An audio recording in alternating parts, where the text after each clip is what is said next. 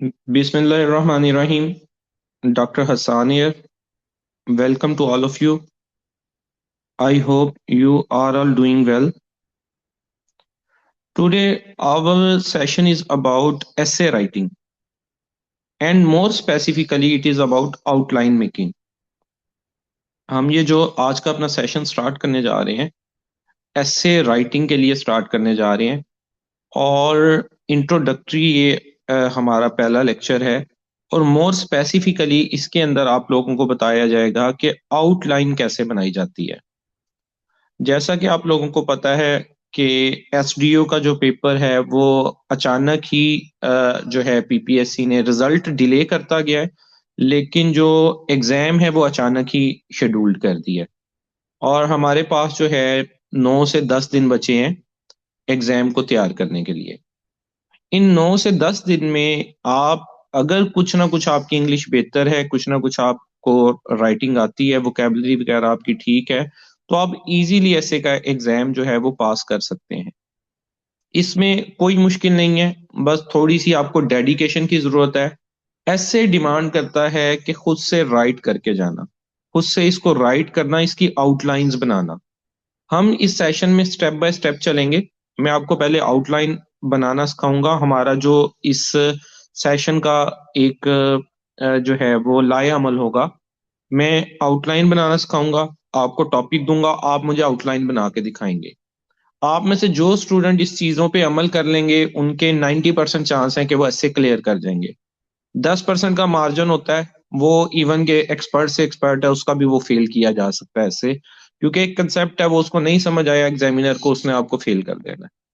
लेकिन hoping for the best, अगर आप जो है वो आउटलाइन बनाना आपको सिखाते हैं, आउटलाइन आप लिखते हैं, हम उसको एवेल्युएट करेंगे आपने ठीक लिखी है, उसमें क्या कमियां कुताई हैं। उसके बाद क्लास आपकी होगी इंट्रोडक्शन कैसे लिखना है। ऐसे के पार्ट होते हैं, मैं भी आगे चल के आपको बताऊंगा।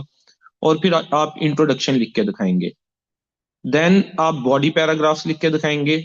उससे पहले क्लास होगी, आपको सिखाया जाएगा लिखते कैसे हैं। फिर कंक्लूड कैसे करते हैं ऐसे को, वो कंक्लूजन लिखना आपको सिखाया जाएगा। और आपका फिर जो है कंक्लूजन चेक किया जाएगा। देन आपके जो है फुल एस्से चेक किए जाएंगे, आपको टॉपिक बताए जाएंगे और मोस्ट प्रोबेबली उन्हीं टॉपिक में से पेपर आ जाएगा। ठीक है। हॉट और बर्निंग टॉपिक है 7 से 8। जो पहले पेपर हुए हैं उनमें भी उन्हीं में से पेपर आता है। पीएमएस का हुआ है, तहसीलदार का हुआ है, एडीएलडीए का, जो जो एग्जाम जिनमें एसए का हुआ है, तो मोस्ट प्रोबेबली 5 टॉपिक आते हैं, आपने एक पे लिखना होता है। तो एक ना एक टॉपिक तो उनमें से हिट कर जाता है, बल्कि more than one topic hit कर जाता है। तो आप लिखेंगे तो ही आपका पेपर पास होगा। आप ये सोचेंगे ना एग्जाम वाले दिन जाके लिखना है, तो फिर जो कमियां कुताइयां आपने करनी है ना वो आप एग्जाम में कराएंगे। अगर आप पहले लिख लेंगे, आप आउटलाइंस बनाएंगे अपने हाथ से, 7 8 आउटलाइंस बनाएं, मैं आपको थीम्स बता दूंगा, उनके सारों पे आउटलाइन बनाएं। इंट्रोडक्शन लिखें उनका। चलें, जो फुल लेंथ ऐसे लिखने हैं वो दो, कम से कम 2 से 3 फुल लेंथ ऐसे खुद अपने हाथ से लिख के जाएं। कितनी लेंथ होनी चाहिए ऐसे की, क्या कैसे आपने लिखना है, वो आगे चल के अब मैं आपको बताऊंगा। और उसके मुताबिक आप जो है अपने जो है अवेल्युएशन करवाएं और फिर ऐसे लिखें। ऐसे आपका पास होने के 90+% जो है वो चांसेस हो जाते हैं। तो इस सेशन में हम लोग क्या डिस्कस करेंगे, हम एक तो यही डिस्कस करेंगे ऐसे होता क्या है, व्हाट इज ऐसे, चूजिंग ए टॉपिक। आपके पास जो 5 टॉपिक आते हैं उनमें से आपने चूज कौन सा टॉपिक करना है। देन आउटलाइन मेकिंग है, जो हमारा मेन कंसर्न है आज का, आउटलाइन बनाना। देन एनालिटिकल एसे क्या होता है, क्योंकि जो एसे की डिफरेंट टाइप्स होती हैं, जो पंजाब पब्लिक सर्विस कमीशन है उसमें एनालिटिकल एसे आता है। तो ये एनालिटिकल एसे होता क्या है, इसके बारे में हम देखेंगे। देन मैं आपको टाइम मैनेजमेंट के बारे में बताऊंगा। इसके बगैर आप अगर पेपर में चले जाएंगे तो आप जो है आधा पेपर आपका अधूरा रह जाएगा। और जहां आपका पेपर अधूरा रह गया, आपने कंक्लूड ना किया, वहां आपका पेपर फेल है। ये एक बड़ी कैलकुलेटेड सी स्कीम होती है ऐसे लिखने वाली, जिसमें आपको टाइम मैनेजमेंट का ख्याल करना होता है, प्रॉपर आउटलाइन, प्रॉपर स्ट्रक्चर, फिर बात आती है, इन चीजों के बाद बात आती है आपके पास आप इंग्लिश कैसी लिखते हैं, आपकी वोकेबलरी कैसी है, आप उसमें उस टॉपिक के बारे में कितना जानते हैं, ये बात की बातें हैं। इससे पहले ही आपकी आउटलाइन देख के, आपके एसे की लेंथ देख के वो आपके एग्जामिनर पास फेल का अंदाजा पहले ही लगा लेता है, कर देता है पहले ही वो। ठीक है। वो पेजेस देखता है, आपने कंक्लूजन, आपने ऐसे ही नहीं पूरा किया, इट मीन आपकी टाइम मैनेजमेंट खत्म होगी, आपने तो जो बात बताना चाह रहे हैं वो कंप्लीट ही नहीं की। तो टाइम मैनेजमेंट बहुत जरूरी है, आपने किस किस पोर्शन को कितना टाइम देना है, और उसको प्रैक्टिकली आपने पहले करके जाना है। आप उसको प्रैक्टिकली इंप्लीमेंट करके दो तीन ऐसे फुल लेंथ अपने हाथ से लिख के जाएंगे, तो एग्जाम में बैठ के आप ऐसे लिख सकेंगे।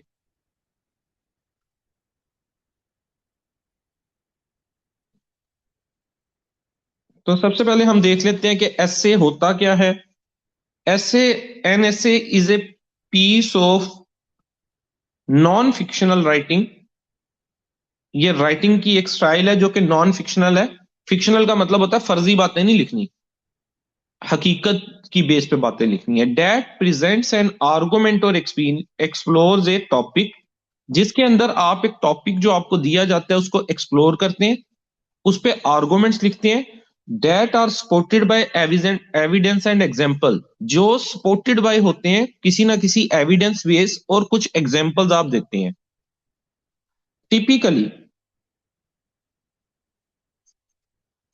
Structure with an introduction, body paragraph and conclusion.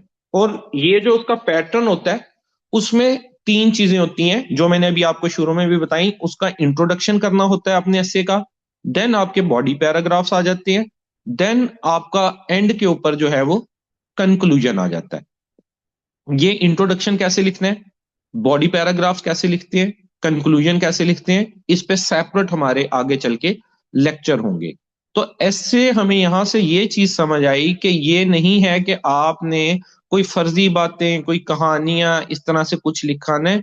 ये आपको एक टॉपिक जो 100 मार्क्स का दिया जाता है कि इसके ऊपर आप बैठ के 12 से 15 पेज लिखें। तो वो 12 से 15 जो पेज लिखने हैं वो आपके आर्गुमेंट बेस होने चाहिए, उसमें कोई ना कोई एविडेंस होना चाहिए, कोई एग्जाम्पल होना चाहिए, अ, और ग्रामेटिकली करेक्ट होना चाहिए। ठीक है। उस ऐसे में आपने कोई बहुत ज्यादा नहीं, एटलीस्ट एक आधी बुक का रेफरेंस, कोई एक आधी जो है कोई इंडेक्स आप डाल दें, आप कोई कोट डाल सकते हैं। 11वीं 12वीं में जब ऐसे लिखते थे उसमें तो हम कोटेशंस डालते थे ना, आप कोट कोई डालेंगे उसमें, ऐड करेंगे। अगर जस्टिस सिस्टम पे आ जाता है, रिफॉर्म्स ऑफ जस्टिस पे फॉर एग्जाम्पल, आप उसमें कहेंगे justice delayed is justice denied. ये वैसे 90% यही लिख के आएंगे, उसमें सबको ही पता होता है, ये सारे लिख के आते हैं। लेकिन करना ही होता है, एक्सेप्शनल नंबर लेने के लिए आपने इससे हटके कोई चीज डालनी है। तो फिर साथ आप पाकिस्तान की जस्टिस का नंबर लिखेंगे, आप कहेंगे कि जो है इंडेक्स के मुताबिक हम किस नंबर पे हैं हमारी अदलिया। फिर आप जो है कोई और अदलिया के बारे में फैक्ट फिगर डालेंगे, बहुत ज्यादा नहीं, कम से कम एटलीस्ट 3 तो डाल के आए। आपका टॉपिक जो है वो कुछ ना कुछ जो है उसमें जान तो आए ना, क्योंकि एनालिटिकल एसे जो आपने लिखना होता है ना, जो हमारा पीएमएस का एसे है वो एनालिटिकल एसे है। दैट डिमांड्स कि आप उसको आर्गुमेंट से, किसी जो है एविडेंस से, किसी अच्छी एग्जाम्पल से उसको सजा के पेश करें एग्जामिनर के सामने, ताकि वो आपको पास करने की तरफ आए। अब ऐसे राइटिंग करते किस तरह से हैं, इसके कुछ स्टेप्स हैं। 9 स्टेप पे मुश्तमिल ये चीज है। सबसे पहले तो जो पेपर आपके सामने आता है स्टेप नंबर 1 पे, आपने उसको थारोली पढ़ना है। आपको एक पेपर दिया जाएगा ना, जिसपे लिखा होगा कि ये ऐसे लिखें। वो टॉपिक होंगे, 5 या 6 टॉपिक दिए जाते हैं, और उनमें से एक ऐसे आपने चूज करना होता है। 100 मार्क्स का ये ऐसे होता है, और 40 एटलीस्ट क्राइटेरिया होता है पास करने के लिए। अब देखिए, अगर आप पिछले पेपर, लॉ पेपर में आपके for the sake of argument हम कहते हैं 80 नंबर थे, जनरल नॉलेज के अंदर भी आप 60 से 70 ले जाते हैं, पीपीएससी में नेगेटिव मार्किंग होती है, इतने की आते हैं। ठीक है, 70-70 लगा लेते हैं हम दोनों में। मतलब आप टॉपर्स की रेंज में हैं। लेकिन ऐसे में आप अगर लिख ही नहीं पाते पूरे पेजेस और वो आपको 28 या 30 मार्क्स दे के फेल कर देता है, इट मीन्स पिछले दो पेपर आपके जो हैं वो वेस्टेज में गए, जितनी आपकी मेहनत थी। क्योंकि हम मेहनत कर रहे हैं ये सीट गेट करने के लिए, सिर्फ वैसे ही हमने वो उसके अंदर लिस्ट में नाम तो नहीं लाना था। हमने यही कोशिश करनी है ना कि इंटरव्यू में जाएं, इंटरव्यू एक अलग स्टेज होगी। अब स्टेज अगली में जाने के लिए जरूरी है कि जनरल नॉलेज में 40 मार्क्स वो आ जाएंगे इंशाल्लाह, वो सबके ही आ जाते हैं, वो इतना मुश्किल नहीं है। ठीक है। और ऐसे के अंदर भी एटलीस्ट 40 मार्क्स आपने लेने हैं। जो लकी वन, और ये 2 से 3% लोग होते हैं जो ये ले पाते हैं, जो लकी वन ये ले पाएंगे वो ही अगली स्टेज के अंदर उन्होंने जाना है। अब ये 40 मार्क्स लेने के लिए 9 स्टेप्स आपको आने चाहिए, इनसे आपने गुजरना है। पहला स्टेप है कि जैसी पेपर आपके सामने आता है तो आपने उसको थॉरोली पढ़ना है। ठीक है, उसमें इंस्ट्रक्शंस क्या लिखी हैं, उसका टाइम क्या लिखा हुआ है, उसके टॉपिक्स क्या हैं, और इस सारे पे देन आपने उनमें से टॉपिक चूज करना है। एट लीस्ट 5 मिनट लगाने हैं। इवन 5 से 10 मिनट भी आप लगा सकते हैं। अगर आपने रॉन्ग टॉपिक चूज कर लिया तो वहीं आपका समझ लें ऐसे वहीं फेल हो गया। सबसे पहले तो टॉपिक आपने सही चूज करना है। आपके सामने 5 से 6 टॉपिक आते हैं और उसके बाद आप आउटलाइन बनाने की तरफ आते हैं। आज हम इन स्टेप्स के ऊपर से गुजरेंगे, इन 3 स्टेप को मेनली समझेंगे। मैं आपको पेपर दिखाता हूं किस तरह से का पेपर होता है, और उसमें से आपने टॉपिक सिलेक्शन कैसे करनी होती है। ये देखिए, ये अभी जो है तहसीलदार का पेपर हुआ रीसेंट, और इस तरह से ही आपका पेपर आएगा। सब्जेक्ट इंग्लिश ऐसे ये लिखा होगा, ऊपर आपका लिखा होगा एसडीओ पीरा, फ्यूचर एसडीओ पीरा, आपको नजर आएगा फ्यूचर एसडीओ पीरा लिखा हुआ, एसडीओ पीरा होगा। शायद आपको वहां पे थोड़ा सा आपको अपना नाम भी नजर आ जाए। टाइम अलाउड 2 आवर्स, 2 घंटे होंगे मीन, कैलकुलेटेड बेस 120 मिनट होंगे हमारे पास। और ये वाली लाइन पढ़िएगा, right an analytical essay of about 1500 to 1600 words on one of the topics given below. Begin by given a brief outline of your essay. यहां पे 3 इंपॉर्टेंट बातें की गई हैं। एक तो आपने जो ऐसे लिखना है उसकी टाइप होगी एनालिटिकल। एनालिटिकल ऐसे क्या होता है आगे मैंने आपको कहा डिस्कस करेंगे। कितना वर्ड काउंट उसका होना चाहिए, 1500 से 1600 वर्ड। 1500 से 1600 वर्ड आपने लिखने हैं। आपने लेंथी भी नहीं कर देना बहुत ज्यादा। 18 से 2000 वर्ड पे भी ले जाएंगे, it means your time management is bad. आप कम लिख लें, जो मैंने देखा है ऐसे पास होता स्टूडेंट्स का, कम लिख लें, अच्छा लिख लें। 1500 से 1600 वर्ड का मतलब है एक पेज पे ऑलमोस्ट 80 to 90 वर्ड्स आते हैं। हर किसी की अपनी राइटिंग का अपना स्टाइल होता है, लेकिन ऑन एन एवरेज अगर हम बात करें कि एक जो पेज है उस पे 80 to 90 वर्ड्स आते हैं। तो इसका मतलब है 17 से 18 पेज, 18 पेज हम कह देते हैं, 18 पेज का आपने पेपर लिखना है। मैं ये कहता हूं आप 18 पेज का ना भी लिखें, आप 15 पेज का लिख लें, लेकिन अच्छा लिख के हैं। कंक्लूजन उसको कंक्लूड करके लाजमी है। ये ना हो कि वर्ड की रेस में, लफ्जों की रेस में, कि हमने 18 पेज पूरा करने हैं, आपकी क्वालिटी डाउन हो। इवन मैं आपको बताऊं, 10 पेज का ऐसे लिखे हुए लोग भी मैंने देखे हैं पास होते, लेकिन वो 10 पेज उनके क्वालिटी वाले थे। उन्होंने, आप कभी मतलब सुनिया करें ये यूट्यूब वगैरह, जो टॉपर्स के ऐसे होते हैं या जिनका बाद में आता है। ठीक है। मुश्ताक अहमद सोमरो एक हैं, 10 पेज का वो कहते हैं लिख के, सीएसएस का, पीएमएस का भी नहीं, सीएसएस में तो 2500 वर्ड का लिखना होता है। बट उनका ऐसे जब आप सुनते हैं कि उन्होंने लिखा क्या, तो डेट वाज क्वालिटी ऐसे। उसमें रेफरेंसेस, उसको आर्गुमेंट्स उन्होंने उसको प्रॉपरली इंट्रोड्यूस कराया, कंक्लूड कराया, प्रॉपर बॉडी पैराग्राफ लिखे। बॉडी पैराग्राफ में प्रॉपर कोहिजन, यूनिटी, कोहेरेंस थी।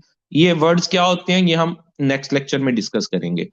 प्रॉपर उसके अंदर एविडेंस बेस्ड बातें लिखी। जब आप एविडेंस बेस्ड बातें, आर्गुमेंट वाली बातें लिखते हैं, तो कम पेजेस भी लिखे हैं तो एग्जामिनर आपको एटलीस्ट 40 तो देगा ना। लेकिन आपने लिखे 20 सफ़े अंदर कुछ काम की बात है नहीं, वो आपको 40 नंबर भी नहीं देगा। ठीक है, वो आपकी ग्रामेटिकल फ्लॉ होगा, आपकी एसे में जो है बेतरतीब सा एसे होगा। जैसे जो अभी मैं आपको बताने जा रहा हूं कि आउटलाइन कैसे लिखनी है और हमने टाइम मैनेजमेंट कैसे करनी है, उसके मुताबिक वो नहीं होगा, बस वर्ड ही वर्ड होंगे। तो ऐसे वर्ड्स एग्जामिनर को नहीं चाहिए। तो हमने जो है इट मींस 15 से 18 सफ़े लिखने हैं पेपर में। एनालिटिकल होने चाहिए वो। और शुरू में आउटलाइन बनाना भी लाजमी है। यहां उसने आपको बाउंड कर दिया कि आपने आउटलाइन बनानी है। आउटलाइन का मतलब हेडिंग्स बनानी है। आउटलाइन एक ऐसी चीज है, जो चीज आपने आउटलाइन में लिख दी, जितनी लाइंस आपने आउटलाइन में लिख दी, उतने पैराग्राफ आप पे लिखना लाजिम हो गए हैं। आप एक आउटलाइन बनाते हैं, उसमें आप 15 हेडिंग्स और सब हेडिंग्स देते हैं, तो आप पे ये लाजिम है कि 15 पैराग्राफ लिख के आए। अगर आप 15 पैराग्राफ नहीं लिख के आते, इट मीन आप डंडी मार रहे हैं। और एग्जामिनर जो एसए का प्रोफेसर होगा ना, C H P P M S, या आम बंदा तो वो नहीं होगा, वो एसए का प्रोफेसर होगा, इंग्लिश का एमफिल पीएचडी। उसने उसको एक नजर में पता चल जाना है इसने आउटलाइन में क्या चीज लिखी और आगे। और वही चीज जो आपने आउटलाइन में जो चीज लिखी है, उसी को आगे एक्सप्लेन करना है। इसलिए टॉपिक सिलेक्शन के बाद जो आउटलाइन होती है, वो लिखने में कम से कम आपने 25 मिनट आउटलाइन बनाने को देने हैं। कम से कम 25 से 30 मिनट, आधा घंटा आपने आउटलाइन बनानी है। क्योंकि ये आउटलाइन वो बेस होगी जिसकी बेस पे आपने एसे आगे लिखना है। जो बातें आपने आउटलाइन में हेडिंग्स दे दी, हर हेडिंग पे एक पैराग्राफ बनता है। जैसे आप इंट्रोडक्शन लिखेंगे ना, शुरू में सबसे पहली हेडिंग, एक पैराग्राफ इंट्रोडक्शन का है। उसके बाद आप लिखते हैं, हम ये टॉपिक देखते हैं, globalisation opportunity threats for Pakistan, concept of globalisation, दूसरी आप हेडिंग दे देते हैं। तो एक पैराग्राफ आप कंसेप्ट ऑफ ग्लोबलाइजेशन पे ही लिखेंगे। उसके बाद है threats, opportunity and threats for Pakistan. आप 6 अपॉर्चुनिटीज और 6 थ्रेट्स लिखते हैं ना, तो 6 अपॉर्चुनिटीज के पैराग्राफ लिखेंगे और 6 थ्रेट्स के पैराग्राफ लिखेंगे। आप ये, और जो आपने 6 अपॉर्चुनिटीज दी, पहली आपने अपॉर्चुनिटी, आप for the sake of argument हम ये कहते हैं, आपने ये दी कि पाकिस्तान जो है वो जो है डिजिटली कनेक्ट हो गया सारी दुनिया से ग्लोबलाइजेशन के जरिए।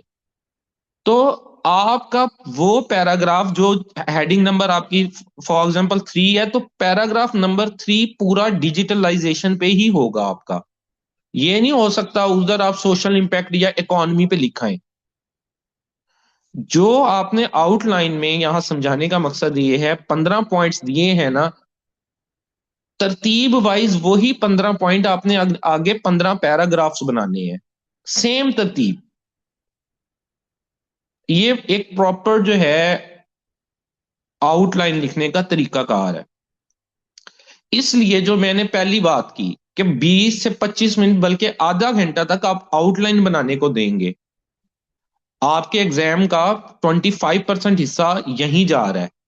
क्यों इस तरफ जा रहा है? क्योंकि उस आउटलाइन की बेस पे आपका अगला सारा ऐसे चलना है।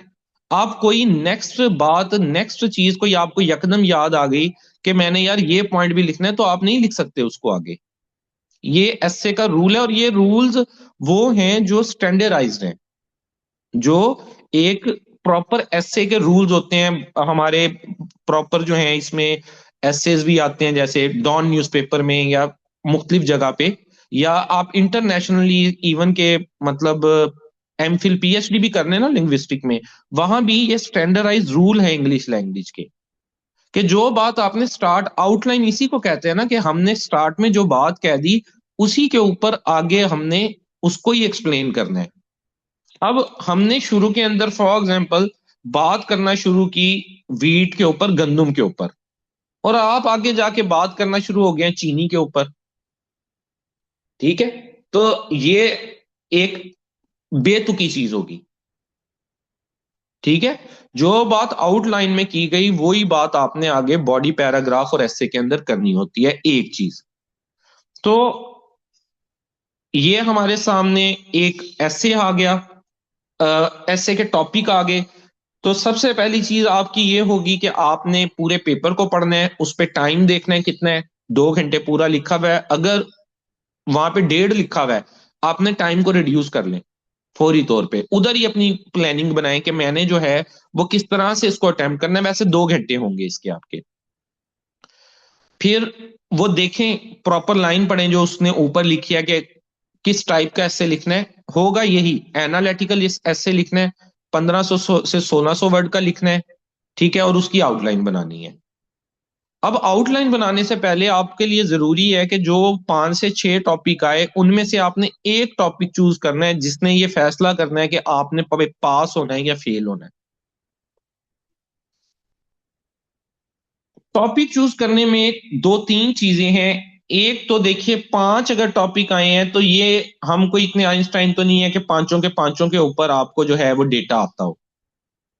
इनमें से 3 तो ऐसे टॉपिक होंगे, हम एक एग्जांपल लगा लेते हैं, जो हमें आते ही नहीं होंगे, जिसकी हमें सुर समझ ही नहीं आ रही होगी। या हमें आता तो होगा लेकिन जो उसने उस टॉपिक में बात लिख दी वो हमें रिलेट करना नहीं आ रही, या उसको हम समझ नहीं पा रहे वो क्या कह रहा है। फॉर एग्जाम्पल, आपने डेमोक्रेसी तो बहुत ज्यादा पढ़ के गए हैं, अब्राहम लिंकन का कोट भी पढ़ के गए हैं डेमोक्रेसी पे, लेकिन वो टॉपिक डेमोक्रेसी पे, हमने टॉपिक पे नहीं लिखना होता। हमने एक ये चीज याद रखिएगा, मोस्ट ऑफ द स्टूडेंट के फेलर की वजह ये है कि हम टॉपिक बस रट्टा लगा जाते हैं। डेमोक्रेसी है, क्लाइमेट चेंज है, एआई है, आर्टिफिशियल इंटेलिजेंस है, ग्लोबलाइजेशन है, जो इस वक्त के बर्निंग टॉपिक हैं। रिफॉर्म्स हैं, जुडिशरी की हो, हेल्थ की हो, या जो पंजाब के अंदर डिफरेंट किस्म की रिफॉर्म्स की जा रही हैं उसके बारे में कोई बात हो, हम उस पर रट्टा तो लगा जाएंगे। इसकी एग्जांपल मैं देता हूं, इसको कहते हैं टॉपिक। हम टॉपिक याद कर जाते हैं। डेमोक्रेसी, टॉपिक आता है democracy and illiteracy can not move together. Topic वो देता है democracy and illiteracy can not move together.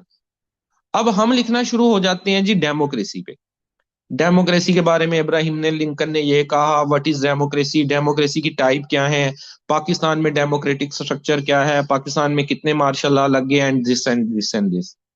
वो आपका पेपर फेल है। टॉपिक आया है, टॉपिक की डोमेन हमेशा लिखी जाती है। डेमोक्रेसी की वो डोमेन आपको एक देता है, democracy and illiteracy can not move together. तो आपने इसके ऊपर ही बात करनी है।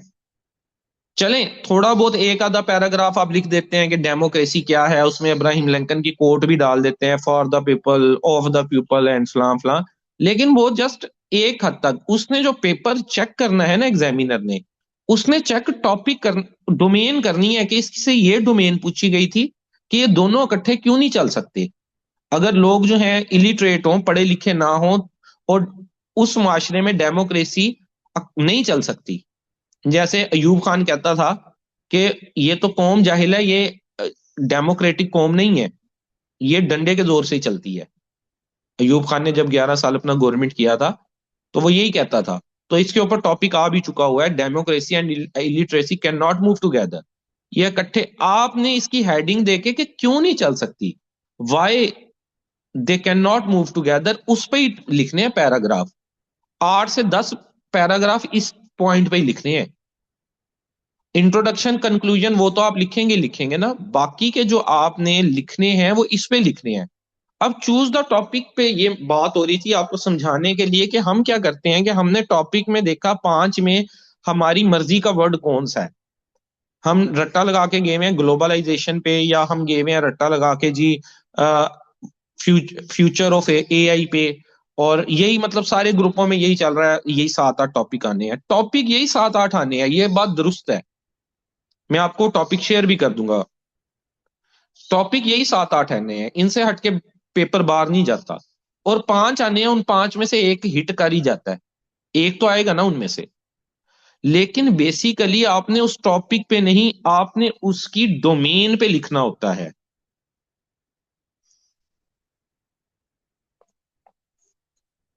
वो पूछ लेता है आपसे, globalisation is impacting Pakistan positively और नेगेटिवली। टॉपिक आता है globalisation is impacting Pakistan negatively और पॉजिटिवली। पाकिस्तान को किस तरह से ग्लोबलाइजेशन हिट कर रही है। आपने सिर्फ ये देख के कि ग्लोबलाइजेशन का वर्ड यूज हो गया है, और इसके ऊपर तो मैंने पढ़ा हुआ है कि ग्लोबलाइजेशन होती क्या है, इसकी टाइप क्या है, इसके फायदे क्या हैं, इसके नुकसान क्या हैं, और आप पेपर जो है वो राइट करना शुरू कर दें। That is not according to the topic. सबसे पहले तो आपने ये अंडरस्टैंड करना है कि जो उसने आपसे बेसिकली टॉपिक डिमांड किया है, जो डोमेन डिमांड की है ग्लोबलाइजेशन की, वो क्या है। वो आपसे पूछ रहा है क्या पाकिस्तान को इसका पॉजिटिव इंपैक्ट हुआ है या नेगेटिव इंपैक्ट हुआ है। आपकी राय अगर पॉजिटिव इंपैक्ट है तो पॉजिटिव लिख दें, और फिर बताएं कैसे पॉजिटिवली इंपैक्ट है। अगर आपको लगता है पाकिस्तान नेगेटिवली इंपैक्ट हुआ है, पाकिस्तान का पैसे बाहर जाना शुरू हो गए हैं, क्रिप्टो करेंसी के जरिए बाहर जा रहे हैं, पाकिस्तान में क्लाइमेट चेंज का सारी वजूहात हो रही हैं, स्मगलिंग हो रही है, और उसको सपोर्ट करें आर्गुमेंट्स के जरिए। पाकिस्तान सेंट्रिक टॉपिक है, आप इसको वर्ल्ड लेवल पे भी नहीं लिखेंगे ना, आप इसको कोई और डोमेन इसकी छेड़े बैठेंगे। अगर आप कहते हैं जी पॉजिटिव है, आप लिखेंगे फॉरेन डायरेक्ट रेमिटेंसीज हमारे पास आ रही हैं, क्रिप्टो करेंसी से हमें फायदा हो रहा है, उसको सपोर्ट करेंगे कि इस तरह फायदा हो रहा है, सारे मुल्क आपस में कनेक्ट हुए हैं, तो हमारे यहाँ जो है जब फ्लड आते हैं तो सारे हमारी इमदाद करते हैं, जर्मनी फ्रांस ये वो। चाइना के जरिए सीपैक हमारे पास आ गया है। आपने जो टॉपिक दिया है, सबसे पहले उसको अंडरस्टैंड करें कि उसने टॉपिक की डोमेन क्या दी है, और आया कि उस डोमेन पे आपके पास इतना नॉलेज है कि आप उसको जस्टिफाई कर पा सकते हैं। सिर्फ टॉपिक का नाम देख के आपने नहीं उसको उठा लेना। आप जब टॉपिक पढ़ेंगे, उस टॉपिक में से जो आपको जो है हार्डली 2 या 3 आते होंगे, उन 2 या 3 में से फिर आपने ये देखना है कि कौन सा प्रॉपर मैसेज अपना कन्वे कर रहा है, जिसको आप एनालिटिकली जस्टिफाई कर सकते हैं पेपर के अंदर। और टॉपिक चूज करते हुए एक चीज आपने मद्देनजर रखनी है कि अगर टॉपिक आपकी फील्ड से है, फॉर एग्जाम्पल आप एनवायरनमेंट से तल्लक रखते हैं और क्लाइमेट चेंज पे आ गया है, अब पूरी जिंदगी आपने क्लाइमेट चेंज की, सॉरी, एनवायरमेंटल की 4 साल आपने डिग्री की है, इट मींस आप एनवायरनमेंट से रिलेटेड क्लाइमेट चेंज की जो कॉन्फ्रेंसेस हुई, कॉन्फ्रेंसेस ऑफ पार्टी 30 अभी हुई ब्राजील में, आप उसके बारे में, इसका फाउंडिंग फादर कौन था, कोई एक आधी कोट इसके बारे में लिख सकते हैं, आपको पता है। अगर आप सोशियोलॉजिस्ट हैं और मार्क्सिज्म पे या जो है इकोनॉमी पे टॉपिक आ जाता है, और आप इकोनॉमी की आपने बुक्स पढ़ी हुई है, 4 साल आपने इकोनॉमी की डिग्री की हुई है, तो आप इकोनॉमी वाला टॉपिक उठाएं। या आपका इंटरेस्ट, एक बंदा है उसका पॉलिटिक्स में इंटरेस्ट है, ठीक है, आमतौर पे फीमेल्स का नहीं होता, मेल्स का पॉलिटिक्स में इंटरेस्ट है, पॉलिटिक्स से रिलेटेड टॉपिक आ गया है, आप कोशिश करें, आपका इंटरेस्ट है तो आप उस पे एग्जांपल्स दे सकते हैं, आप उसके ऊपर डिफरेंट डेटा दे सकते हैं। आपको पता होगा कि कब इलेक्शन हुए, इस टाइम पे प्राइम मिनिस्टर कौन है, पॉलिटिकल सिचुएशन क्या है, रीसेंट वाकयात क्या हुए हैं पॉलिटिक्स पे, आप न्यूज सुनते हैं, आप उससे रिलेटेड उसमें अच्छी एग्जांपल दे सकते हैं। तो सबसे पहले टॉपिक में ये देखिए कि वो आपको इंटरेस्ट दे, आपका उसमें इंटरेस्ट हो। सेकंड नंबर पे अगर वो आपकी फील्ड से आ जाता है तो बहुत ही अच्छी बात है, अगर फील्ड से नहीं आता तो आपने देखना है कि आपके पास आया कि उस टॉपिक पे कितना डेटा मौजूद है। फिर आपने देखना है आपको जो डेटा मौजूद है सिर्फ वो सुपरफिशियल है या आप इन डेप्थ भी उसकी बात कर सकते हैं। एक टॉपिक आपने चूज कर रहे हैं, आपको बस उसकी डेफिनेशन और एक कोट आती है, इस बेस पे आप उसको चूज कर रहे हैं, ये मद्देनजर रखते हुए, इस चीज को जो है इग्नोर करते हुए कि आपने आगे चल के उस पे 15 पेज लिखने हैं।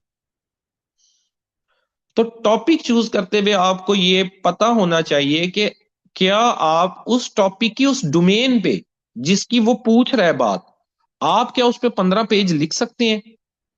तो 2 से 3 टॉपिक में से आपने फिर वो वाला एक टॉपिक चूज करना है जिसपे आपको लगता है एक तो उसने जो बात पूछी है वो क्लियर है, आपको 100% श्योर है वो यही चीज पूछ रहा है, कोई उसके अंदर वो आपको ट्रैप नहीं कर रहा स्टेटमेंट में।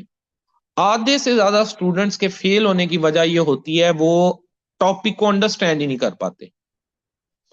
सबसे पहले टॉपिक की अंडरस्टैंडिंग जरूरी है, क्योंकि देखिए वही एग्जांपल आपको दूंगा, अगर वो आपसे पूछ रहा है कि पाकिस्तान में गंदम की पैदावार कैसे जा रही है, और आप आगे सारा उसको बताई जा रहे हैं चीनी की पैदावार पे, चीनी पैदा हो रही है, ये जो है वो मिलों में जाती है, वहां गन्ना जाता है, उससे चीनी बनती है, फिर उसको मार्केट में आती है, वो इस तरह से मिलती है, उसको यहाँ पे लेके, इट मीन वो पूछ आपसे कुछ और रहा है, आप लिखी कुछ और जा रहे हैं। लिखी आपने बहुत अच्छा हुआ है, आपका राइटिंग एक्सप्रेशन बहुत अच्छा है, हेडिंग हुडिंग आप सारा कुछ, मतलब आपने उसमें सारी चीजें भी डाल दी हैं, आपने बता भी दिया कितने टन प्रोड्यूस होती है, कितने टन जो है वो स्मगल होती है, आपने वर्ल्ड बैंक की रिपोर्ट की भी कोई बात डाल दी, आपने और भी 2 4 बातें डाल दी। लेकिन आपसे पूछा है ही नहीं उसने चीनी के बारे में, शुगर के बारे में, तो आप क्यों शुगर के बारे में लिखी जा रहे हैं?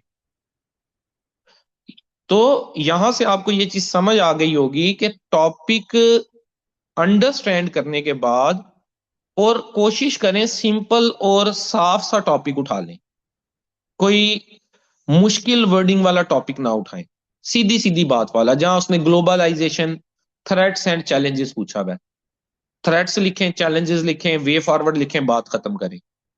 जैसे मैंने पीछे एक टॉपिक बताया, globalisation is impacting Pakistan positively और नेगेटिवली, ये एक आर्गुमेंटेटिव टॉपिक है। अब आप एक बात ही कह सकते हैं, उसने और का वर्ड यूज किया है ना, पॉजिटिवली इंपैक्ट कर रहा है या नेगेटिवली इंपैक्ट कर रहा है, आप दोनों चीजें नहीं बता सकते। क्या आप कहें पॉजिटिवली इंपैक्ट ऐसे ऐसे कर रहा है, नेगेटिवली इंपैक्ट ऐसे ऐसे कर रहा है? नहीं। इस टॉपिक में और का वर्ड, ये जो और का वर्ड, एंड का वर्ड, सेमी कोलन, कॉलन, ये जहां यूज हो जाते हैं इनके बड़े हिडन मीनिंग है इंग्लिश ऐसे में, आपके पास और फेल होने में यही किरदार अदा करते हैं। जहां और का वर्ड आ गया, एक डायरेक्शन में ऐसे आपका जाएगा, आप 2 डायरेक्शन में नहीं लिख सकते। जैसे मैंने बताया globalisation is impacting Pakistan positively और नेगेटिवली, वो आपको 2 बॉल पॉइंट दे रहा है, नीली और, फॉर द एग्जाम्पल मैं आपको 2 बॉल पॉइंट देता हूं, एक है नीली और एक है रेड, मैं आपको कह रहा हूं दोनों में से एक लो, और मैं कह रहा हूं, मैं ये नहीं आपको कह रहा दोनों ही ले लो, जब मैं कह रहा हूं ना दोनों में से एक ही लेनी है, तो आप या नीली बॉल पॉइंट लेंगे या रेड बॉल पॉइंट लेंगे। ठीक है। एंड का वर्ड जहां पे आता है वहां आपने दोनों चीजों पे बात करनी होती है, वहां वो आपसे कहेगा ग्लोबलाइजेशन थ्रेट्स एंड अपॉर्चुनिटीज, आप थ्रेट्स भी बताएंगे एंड अपॉर्चुनिटीज, और अपॉर्चुनिटीज भी बताएंगे, दोनों को इक्वल वेटेज देंगे, उसके पैराग्राफ बनाएंगे, उसको आउटलाइन में उसकी हेडिंग्स देंगे। जहां ये सेमी कोलन और कॉलन का वर्ड यूज हो रहा है, फिर हमने वर्डिंग देखनी होती है कि वो कहां पे ब्रेक लगाता है, वो लिखता है ग्लोबलाइजेशन सेमी कोलन, फिर आगे उसके वो कोई सेंटेंस देगा। तो ये बातें बहुत मैटर करती हैं।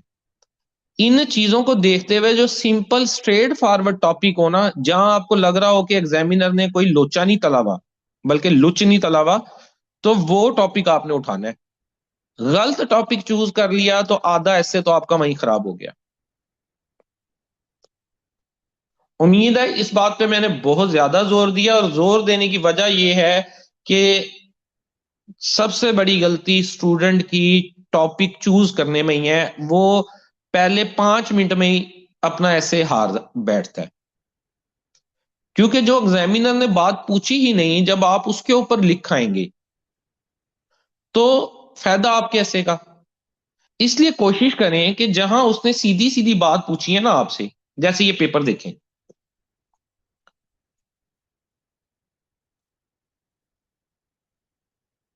अच्छा, ये एनालिटिकल एसे में ना वैसे सीधी सीधी बातें हैं, ये बड़ा सीधी सीधी। उसने पूछा पाकिस्तान का क्लाइमेट क्राइसिस, चैलेंजेस लिखे और उसके सोल्यूशन लिखे, और सस्टेनेबल सोल्यूशन लिखने हैं जो लॉन्ग टर्म सोल्यूशन हो। Sustainable development through efficient service delivery, ये भी ठीक है। Health care in Punjab challenge and solution, challenge भी लिखने हैं सोल्यूशन भी लिखने हैं। रिवाइटलाइजिंग पंजाब एग्रीकल्चर, एग्रीकल्चर को कैसे रिवाइटलाइज करना है। फिर उसने देखिए कॉलन कॉलन लगा दिया, स्ट्रेटेजीज फॉर बूस्टिंग प्रोडक्टिविटी, और कैसे प्रोडक्टिविटी इंक्रीज करनी है। ये एक आसान पेपर है, मैं इसको जो देखता हूं, और उम्मीद है कि आप लोगों का जो पीएमएस का पेपर, सॉरी 16 ग्रेड का जो ऐसे होता है ना वो आसान आता है। जो 17 ग्रेड का ऐसे होता है ना पीएमएस या सीएसएस का, वो थोड़ा सा टफ होता है। इसमें बस थोड़ा सा आपने ध्यान रख लेना है कि जो सादा सादा टॉपिक है, आसान टॉपिक है, सीधी सीधी बात है। Globalisation opportunity and threats for Pakistan, यहां आपने पाकिस्तान के बारे में बात करनी है। उस एक वर्ड, जस्ट एक वर्ड पूरे एसे की डिमेंशन बदल सकता है। इसको एग्जाम्पल में हम आखिरी टॉपिक ले लेते हैं। वो कहता है globalisation opportunities and threats for Pakistan. आपने यहां पाकिस्तान की ही बात करनी है, पाकिस्तान को क्या क्या अपॉर्चुनिटी है, क्या क्या थ्रेट है। लेकिन अगर यहां पे वर्ड यहां तक होता है ऐसे, ग्लोबलाइजेशन अपॉर्चुनिटीज एंड थ्रेट्स, तो इट मींस आपने यहां पूरी दुनिया की बात करनी थी। ठीक है, ऐसे का एक एक वर्ड, इवन उसमें मौजूद एक डॉट, एक पंक्चुएशन मार्क भी इंपॉर्टेंस का अहमियत हामिल है। वो ऐसे की पूरी डायमेंशन बदल देता है, और हमने डायमेंशन पे ही लिखना होता है, टॉपिक पे नहीं लिखना होता। उसने जो उस ब्रॉड टॉपिक की डायमेंशन पूछी, आपने उसको जस्टिफाई करना है।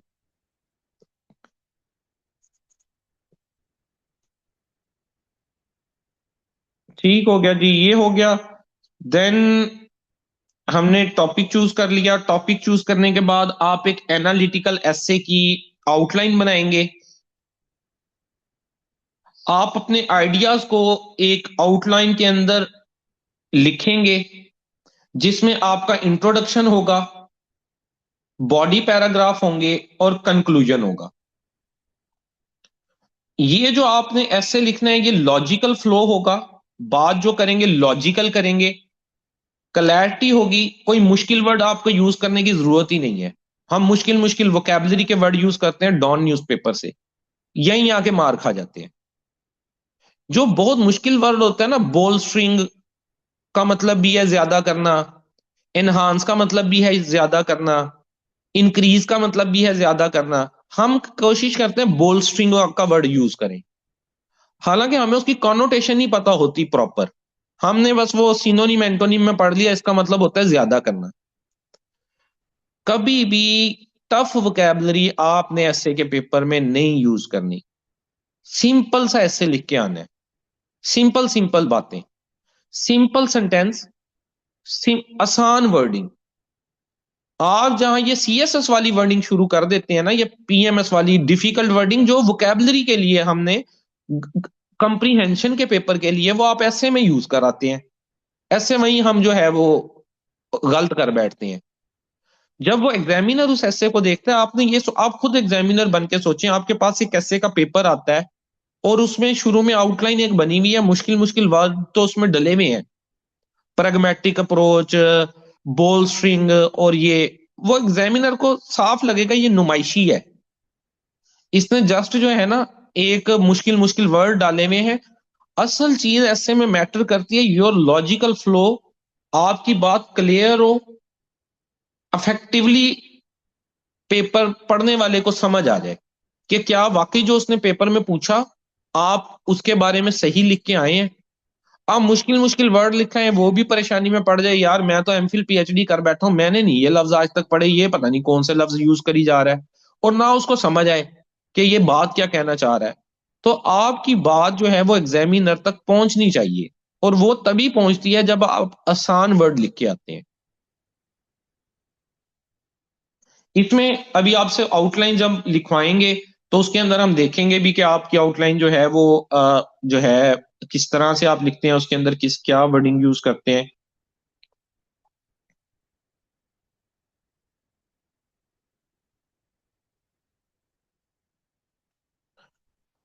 अब बात आ जाती है एक आउटलाइन बनाने पे। जैसा कि हमने ऐसे में देखा कि सबसे पहले वो आपको कहता है कि एक आउटलाइन बिल्ड करके दो। आउटलाइन क्या चीज है? ये वो प्लान है जिसपे आपका ऐसे बिल्ड होता है। मैंने आपको बताया कि आउटलाइन में आप हेडिंग्स और सब हेडिंग्स देते हैं। जितने आपने पॉइंट दिए उतने ही पैराग्राफ आपने लिखने होते हैं। एक ये स्ट्रक्चर है, बुनियाद है। किसी घर की आप बुनियाद डालते हैं ना, तो ये बेसिकली बुनियाद है, आउटलाइन। और आउटलाइन पहले आपने क्या करना है, आपने पेपर के आखिरी 2 पेजेस पे चले जाना है, वहां पे रफ लिखना है, आउटलाइन रफ लिखनी है। आपने एक टॉपिक चूज कर लिया, ग्लोबलाइजेशन का, threat and opportunities for Pakistan. आपने वहां पे अपने सारे आइडियाज, अब जो आपके जेन में, इसको कहते हैं ब्रेन करना। आपने ब्रेन करनी है सबसे पहले।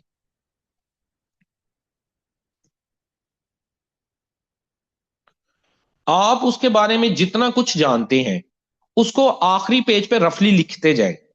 ग्लोबलाइजेशन से मुतालिक आपके जेन में कोई लफ्ज आता है, पेंडेमिक कोविड का लफ्ज आता है कि यार ग्लोबलाइजेशन की वजह से ये उसके नेगेटिव में था, ये थ्रेट है। आप एक तरफ करके उसको लिख दे, थ्रेट कोविड-19। आपके जेन में आता है जी, हेल्थ केयर इंप्रूव भी हो रहा है, जो इक्विपमेंट्स आ रहे हैं, वैक्सीन आ रही हैं, आप वो लिख देते हैं, अपॉर्चुनिटी है। क्रिप्टो करेंसी डिजिटल होने जा रही है, उसके कोई मामला आते हैं।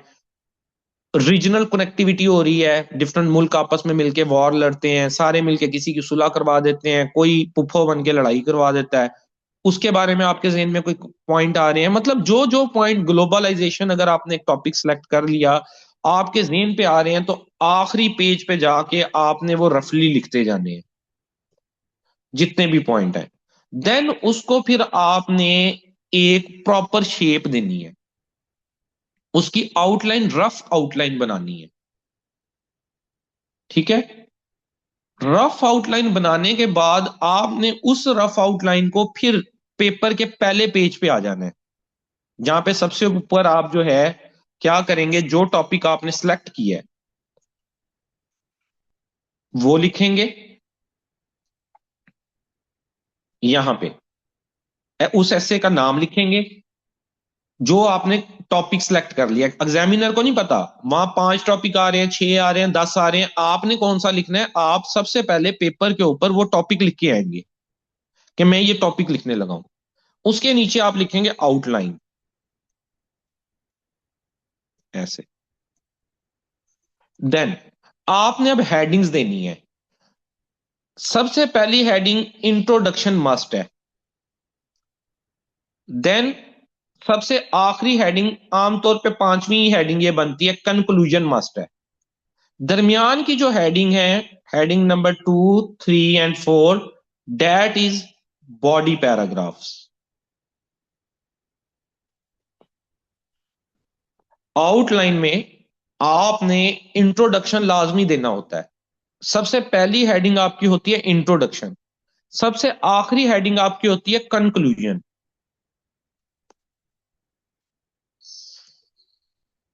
और दरमियान के जो पैराग्राफ होते हैं वो आपके कहलाते हैं बॉडी पैराग्राफ्स।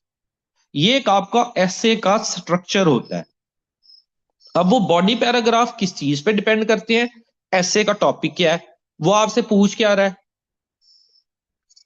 ठीक है। और इनके अंदर इन ये जो आप लिखते हैं बॉडी पैराग्राफ, इनके अंदर आपकी सब हेडिंग भी बन सकती हैं। फॉर एग्जाम्पल हम लगा लेते हैं हेडिंग नंबर ये 3, थ्रेट थे ग्लोबलाइजेशन के। आप लिखते हैं threats of globalisation for Pakistan. इसके अंदर आप फिर हेडिंग, सब हेडिंग बनाएंगे, A B C D, इस तरह करके। थ्रेट क्या क्या है? पहला थ्रेट आप लिखेंगे कि मनी लॉन्ड्रिंग हो रही है, पाकिस्तान का पैसा बाहर जा रहा है, कमा इधर रहे हैं लेकिन बाहर जा रहा है। उसमें अगर कोई आपके पास एविडेंस है स्पोर्ट के लिए, वर्ल्ड बैंक की रिपोर्ट अभी आई थी कि 5,000 अरब डॉलर से ज्यादा जा रहा है, आपको एग्जैक्ट फिगर बताया तो एविडेंस बेस्ड बात कर दे। नहीं पता तो भी घबराने की बात नहीं है। हम हर पैराग्राफ में, या हम इतने कोई आइंस्टाइन तो है नहीं कि सारी हमें जो है वो ऐसे के अंदर वो आता हो। जो हर के अंदर डाल आते हैं वो 80 नंबर ले जाते हैं। ये चीज भी है वैसे। जो हर के अंदर एविडेंस बात बात करते हैं हर एक पैराग्राफ में, और उसको जस्टिफाई करते हैं, उनके 70 to 80 मार्क्स मैंने आते भी देखे हैं। लेकिन ये वो लोग होते हैं जो टॉपर्स होते हैं, पीएमएस सीएसएस वगैरह के आप वीडियो देखेंगे, वो कहेंगे हम हर, वहां हम घबरा जाते हैं कि हमने कहाँ से इतना डेटा लाना है। हमने तो, हमें नाम बुक्स के नाम आते हैं, बुक्स के नाम की अंदर कोट हम तब करेंगे ना जब हमें किसी बुक का नाम आता होगा।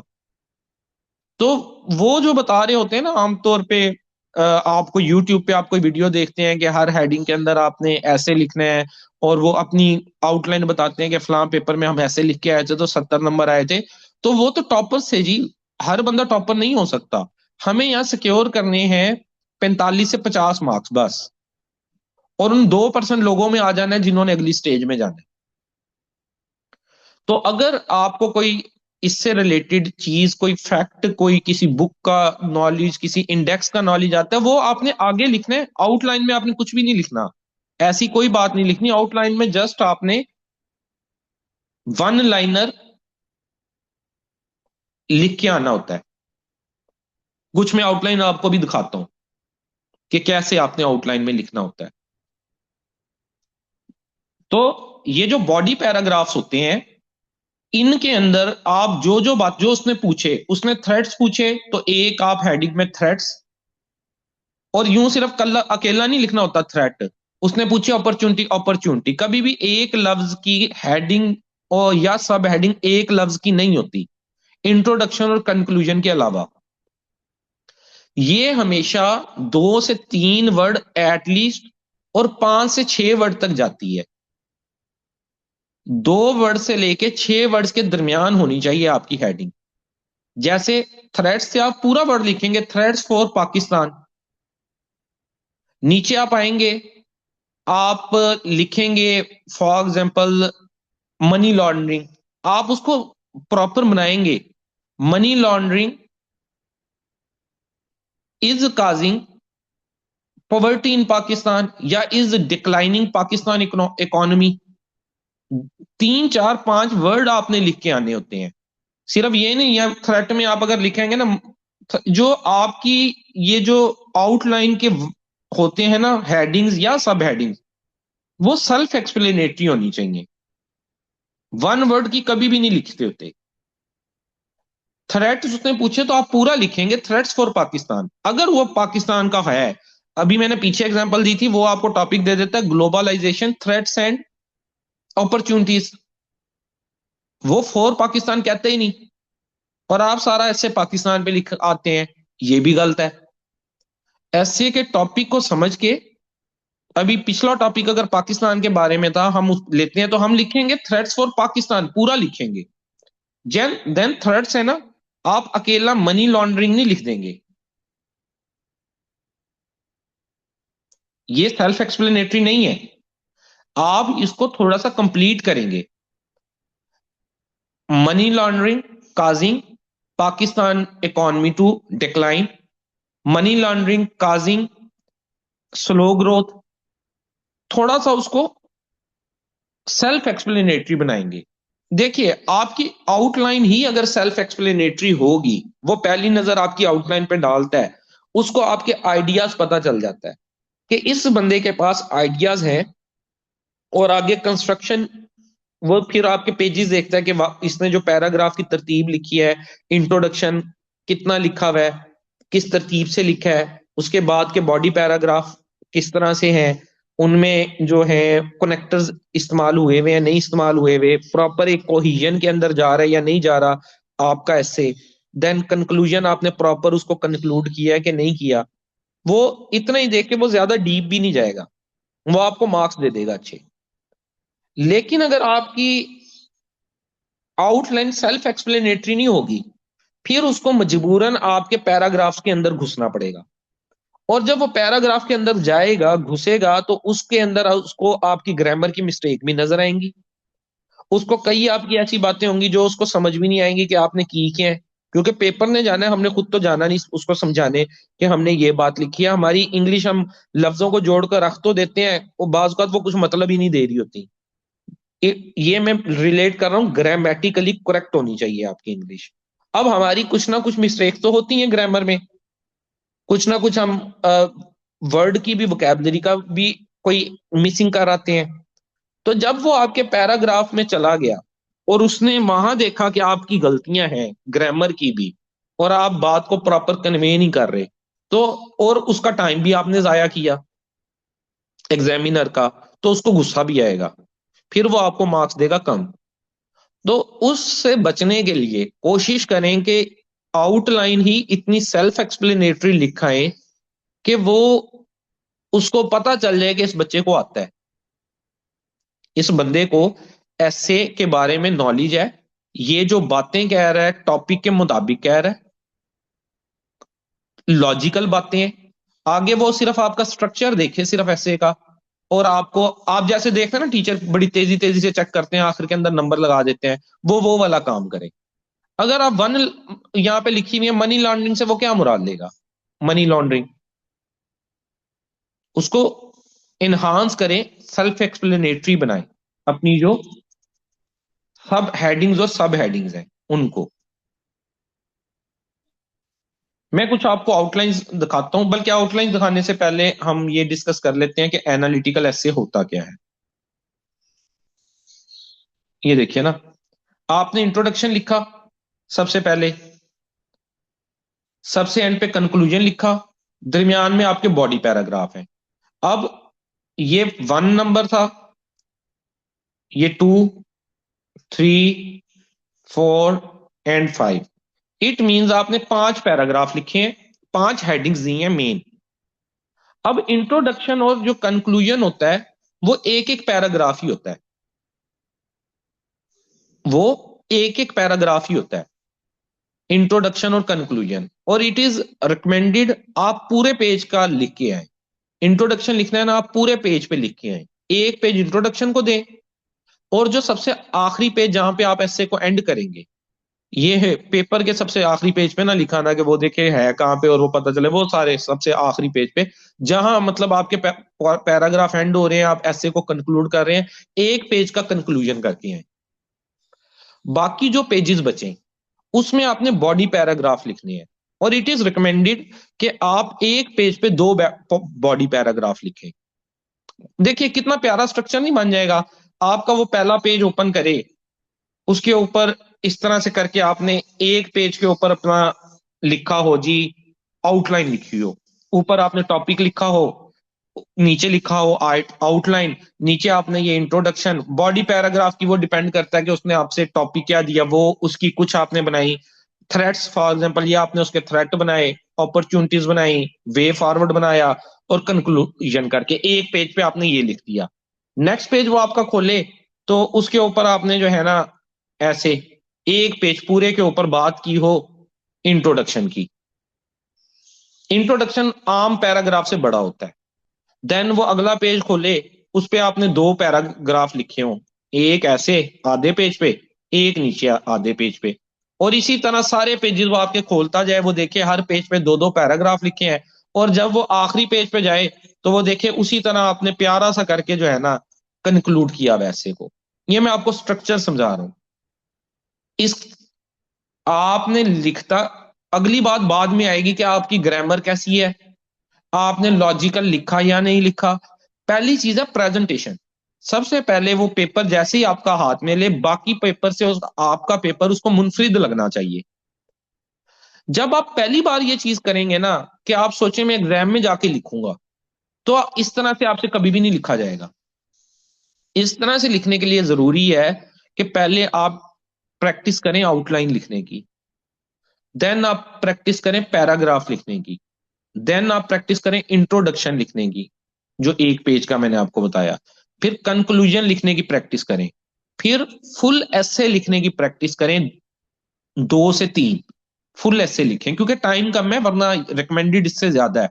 ऐसे लिखना, मैं आपको बता रहा हूं जितने दिन रह गए हैं उस हवाले से। और इसमें ऐसा नहीं है कि जो है बहुत ही कोई परेशानी वाली बात है और पेपर आ गया तो पास नहीं होगा, ये नहीं कर सकते हैं। अभी जब ये पेपर आए हैं ना तो सारों के लिए मुश्किल है ना। जो लोग अगर कोई पिछले पेपर दे रहा था तहसीलदार का, एडीए एलडीए का, या उसने पहले डिस्क्रिप्टिव राइटिंग की गई, या उसको थोड़ा सा एज तो जरूर है। लेकिन इधर मैं मेरे ख्याल से 80% स्टूडेंट ऐसा है जिसको ऐसे अभी तक नहीं लिखना आता। ये वो स्टूडेंट है जो ब्लैक वीगो डाले देख के ना जिसने अप्लाई कर दिया। और पहला पेपर लॉ का था, उसमें लेने थे 40 नंबर। वो आपको भी पता है लॉ के पेपर में जो 40 नंबर है आराम से आ रहे थे। वो 8-8 नंबर के उसने हर छोटा लॉ में से भी 8 नंबर का उठाया, कुछ कॉन्स्टिट्यूशन की बातें। कोई थोड़ा सा भी पढ़ के गया था ना, मैं बड़े स्टूडेंट्स को जानता हूँ जो सिर्फ 2 या 3 दिन पढ़ के गए थे। आल तो उनके 70-80 नंबर नहीं आए, लेकिन वो 45-50 जो उनका आइडिया है, उन्होंने इतने उनको इतने एमसीक्यू आते थे। कईयों से मेरी बात हुई, मतलब जो पहला पेपर था ना, वही आपने देखा उसके नतीजे में 20,000 बच्चा आगे चला गया। बहुत बड़ी तादाद है 20,000। इतना बच्चा टोटल पीएमएस के लिए अप्लाई करता है। लेकिन अब ये जो इतना सारा बच्चा आगे चला गया, इनको ऐसे लिखना नहीं आता, मोस्टली को नहीं आता। तो 8 से 10 दिन में एक आप मुनासिब किस्म का भी ऐसे लिखना सीख लेंगे ना, आप अगर बिल्कुल ही बिगिनर है, आप अच्छी आउटलाइन बनाना, अच्छा स्ट्रक्चर देना, कोई ना कोई वर्डिंग, कोई ना कोई जो है एग्जाम्पल वगैरह दे के अगर ऐसे लिखना सीख लेंगे, राइटिंग करना सीख लेंगे, तो आपका पेपर एटलीस्ट पास की हद तक तो चला जाएगा। और ऐसे पास की हद तक चला जाए बहुत होता है।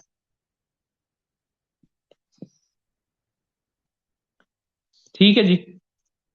तो इस तरह से करके मैंने आपको एक तरतीब बताई कि आपने जो है वो इस तरह एक आउटलाइन लिखनी है, उसके बॉडी पैराग्राफ बनाने हैं, कंक्लूजन लिखना है, इंट्रोडक्शन लिखना है।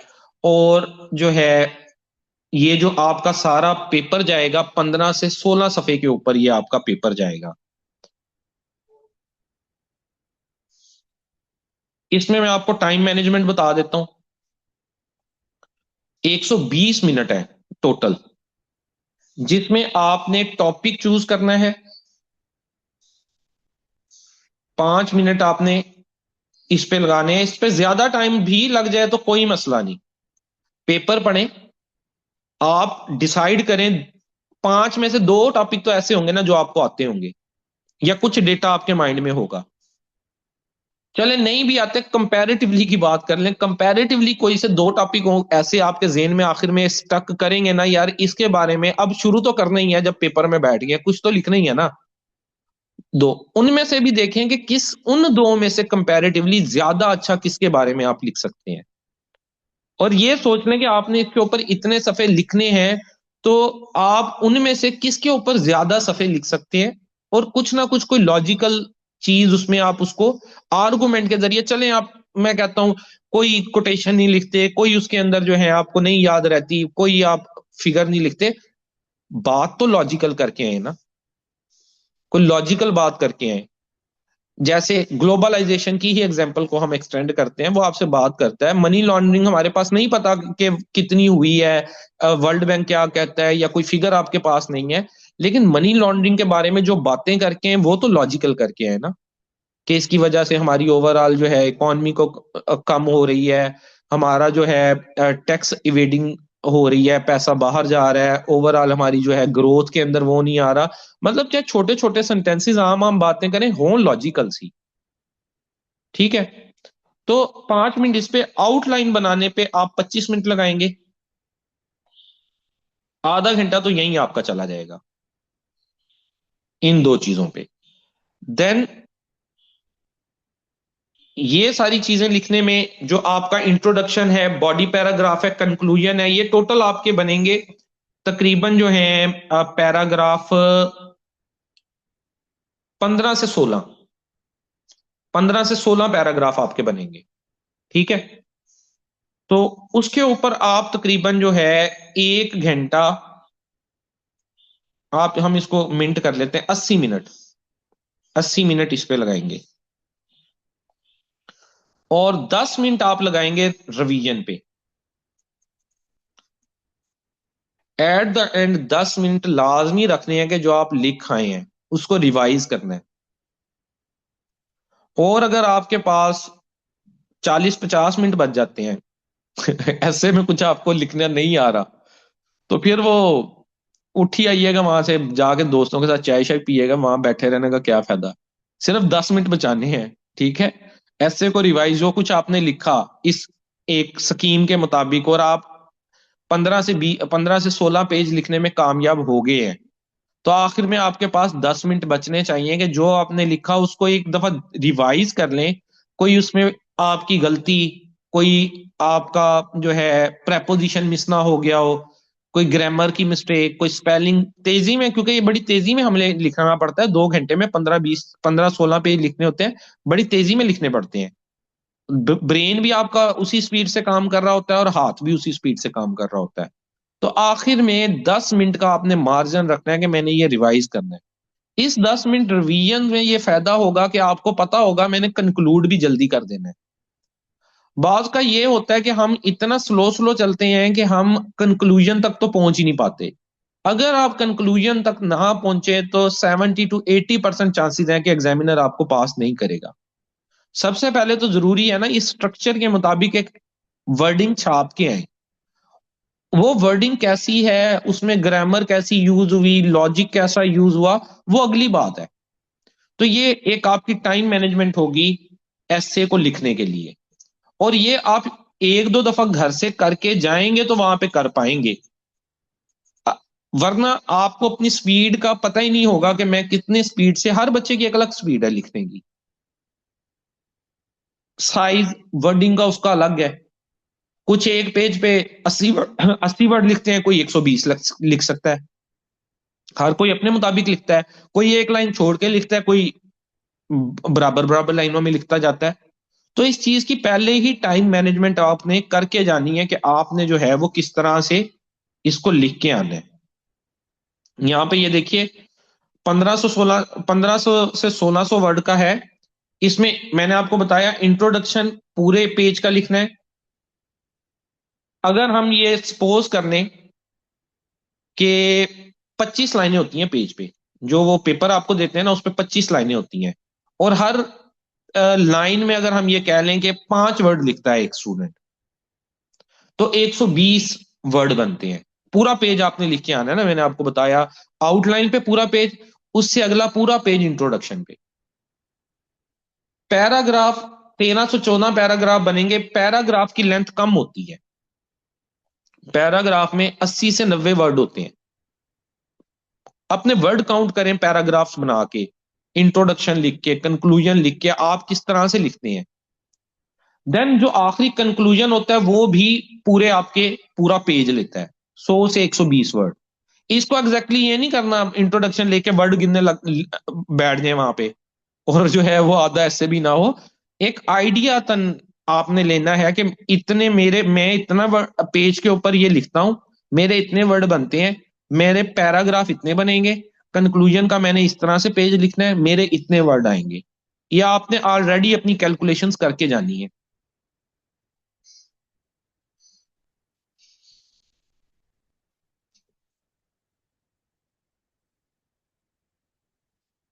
हम इसकी कुछ एग्जांपल्स भी आपको मैं दिखाऊंगा। उससे पहले जो एक चीज हमारी इसमें रह गई है वो हम डिस्कस कर लेते हैं, एनालिटिकल एस्से क्या होता है। आउटलाइन का तो मैंने आपको बता दिया कि आउटलाइन आपकी इस तरह से, आप इंट्रोडक्शन, कंक्लूजन, दरमियान में बॉडी पैराग्राफ है। कुछ आपको मैं जो है वो दिखाता भी हूँ, एग्जाम्पल्स भी। और कल के लिए आपको असाइनमेंट भी देता हूँ कि कल आपने किस टॉपिक पे लिखना है। आपको मैं ग्रुप में 2-3 टॉपिक दूंगा जिसपे आपने खुद से लिखना है। जो मैं चेक करूंगा वो आपका एक टॉपिक चेक करूंगा सिर्फ। ग्रुप में आप एक टॉपिक भेजेंगे जिसपे चेक करके कमेंट दिए जाएंगे, ठीक है। टॉपिक वैसे आपको 2-3 दिए जाएंगे, वो आपने अपनी मदद आपके तहत उस पे आउटलाइंस बनानी है। और ये आउटलाइन के लिए जो टॉपिक दिए जाएंगे, इसके बाद आपको इंट्रोडक्शन के लिए टॉपिक दिए जाएंगे, कंक्लूजन के लिए, फुल एसे के लिए, ये वो 7-8 एरियाज में से ही दिए जाएंगे जिनमें से इंशाल्लाह एक आधे में जो है ना टॉपिक आपका पेपर में हिट हो जाएगा। आपको तो एक ही टॉपिक चाहिए ना जो पेपर में आ जाए, जिसपे आपने पढ़ा हुआ हो। तो अगर आप ये 9 से 10 दिन ना टोटल प्रॉपर तरीके से भी चल लेंगे तो आपका ऐसे पास हो जाएगा। आउटलाइन के लिए मैं आपको 2 से 3 टॉपिक दूंगा, सारों पे आपने लिखनी है। जो चेक आपका होना है वो टॉपिक ये है, globalisation and Pakistan, strategic opportunity, risk and way forward. अच्छे से देख लें, ग्लोबलाइजेशन एंड पाकिस्तान, ग्लोबलाइजेशन और पाकिस्तान से रिलेट किया जा रहा है। स्ट्रेटेजिक अपॉर्चुनिटीज, पाकिस्तान के लिए क्या अपॉर्चुनिटीज है स्ट्रेटेजिक, रिस्क फैक्टर क्या है और वे फॉरवर्ड क्या है। अब यहां से आपने खुद ही देख लेना है कि टोटल मेन हेडिंग कितनी आपकी बननी है, और उसके बाद हर हेडिंग के नीचे जो आपने सब हेडिंग बनानी है वो कितनी कितनी बनानी है। उसके मुताबिक आप लिख के भेजेंगे ग्रुप में, पीडीएफ फॉर्म में भेज दें या पिक्चर की फॉर्म में भेज दें। वो आपकी एवेलुएट की जाएंगी। जब आप सारे लिखेंगे सबकी एवेलुएट करके वहां भेजी जाएंगी, तो आपको उससे ये भी आइडिया हो जाएगा कि कौन किस तरह से लिखता है और कैसे हमें क्या जो है तरीकाकार बेहतर है। आप दूसरों से जब कंपैरिजन करेंगे ना अपनी एवेलुएशन का, अपनी जो है लिखी हुई का, आपको पता चल जाएगा कि आप बाकियों से कितना बेहतर लिखते हैं या बाकियों से कितना अभी आप कम लिख रहे हैं। ये आपका कल का टॉपिक है, ये आपको पूरी वो मिल जाएगी फाइल, उसमें टॉपिक होगा। 1-2 टॉपिक मैं आपको और भी दूंगा ग्रुप के अंदर, उसकी भी आप अपनी ट्राई खुद करेंगे। अब जो आज का हमारा सेशन था वो था कि चूज ए टॉपिक। आपने टॉपिक चूज किया, मेक ए आउटलाइन, उसकी आउटलाइन बनाई, और वो टॉपिक पे कैसी आउटलाइन बनानी है, ऐसे की टाइप आपकी कौन सी आनी है, एनालिटिकल टाइप आनी है। अब ये एनालिटिकल ऐसे होता क्या है देखिएगा। Analytical essays are among the most common academic assignments. ये मोस्ट कॉमन एकेडमिक एसेज होते हैं that help students critical thinking. Critical thinking, यहाँ क्रिटिकल का लफ्ज जो हम एसे में यूज करते हैं उसका मतलब कि वो तनकीद नहीं होता।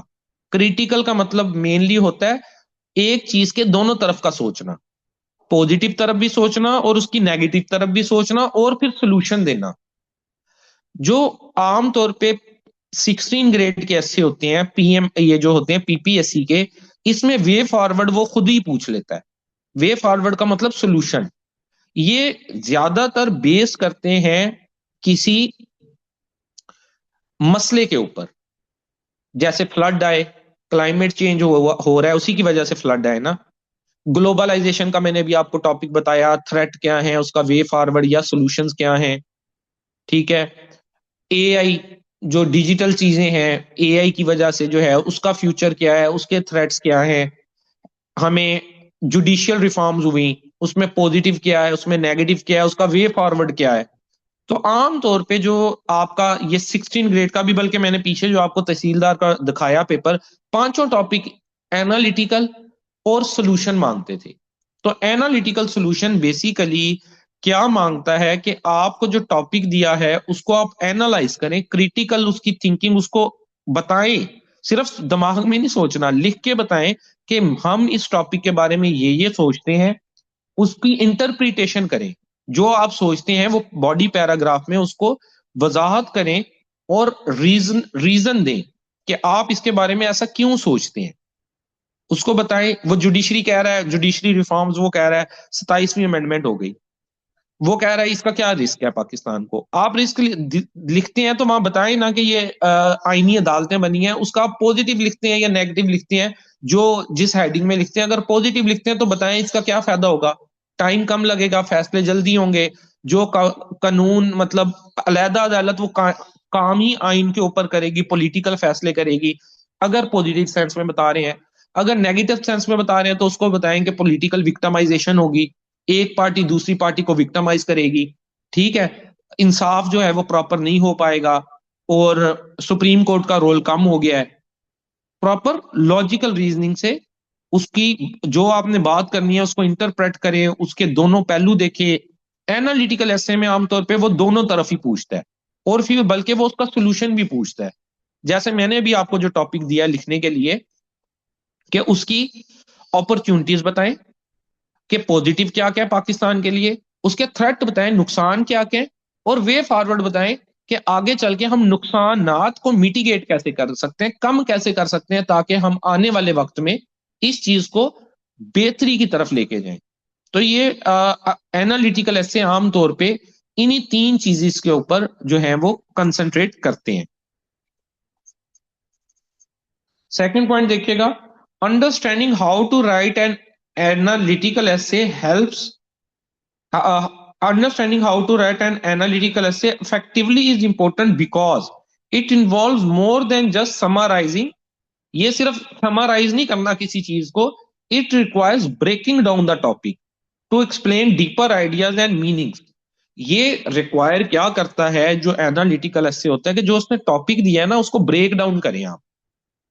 जैसा कि थ्रेट्स हैं, उसको आपने थ्रेट की हेडिंग को मजीद ब्रेक डाउन करके थ्रेट दिए तीन चार, फिर आपने अपॉर्चुनिटीज बताई तीन चार, फिर आपने वे फॉरवर्ड बता दिए तीन चार, आपने उसको उसके जो उसने आपको टॉपिक दिया उसको तोड़ा आपने छोटे छोटे टुकड़ों में, और आखिर में आपने उसको कंक्लूजन में कंक्लूड कर दिया कि ये जी थ्रेट्स थे, ये अपॉर्चुनिटीज थी, ये थ्रेट्स थे, और ये चीजें हैं जिसकी मदद से इसको आप जो है बेहतरी की तरफ चीज को ला सकते हैं।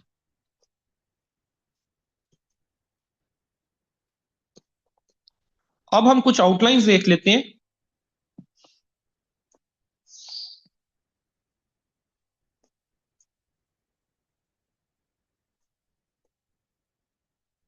ये देखिएगा, we can kill terrorist not terrorism.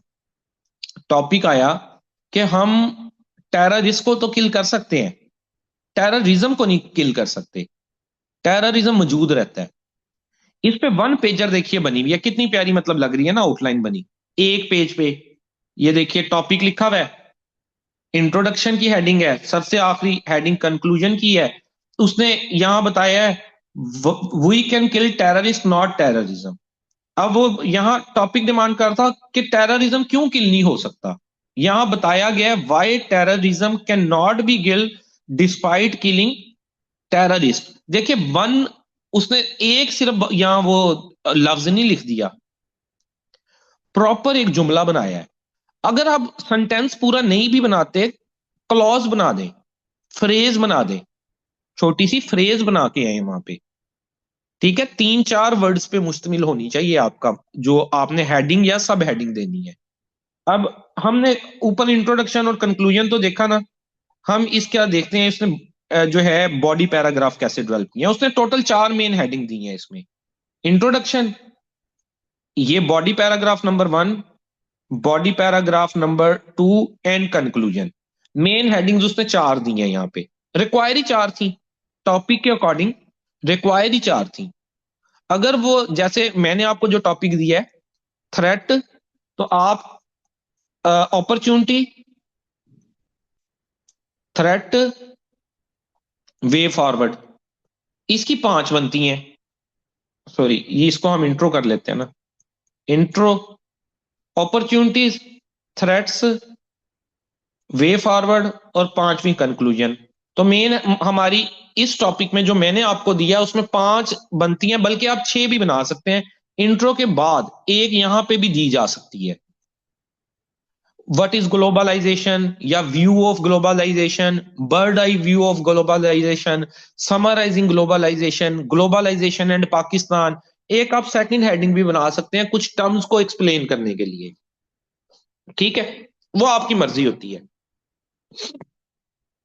अब इस टॉपिक में जो ये वाला टॉपिक है, we can kill terrorist not terrorism, ये डिमांड ही इतनी ही कर रहा है बस।